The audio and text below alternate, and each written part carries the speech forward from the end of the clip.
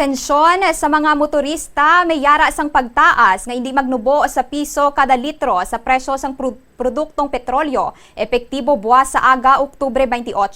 Base sa advisories sang oil companies, magadugang sang 1 peso and 20 centavos ang presyo sa kada litro sang gasolina. Magasaka naman sang 2 pesos ang presyo sa kada litro sang diesel. Samtang sa kerosene magasaka sang 1 peso and 70 centavos kada litro.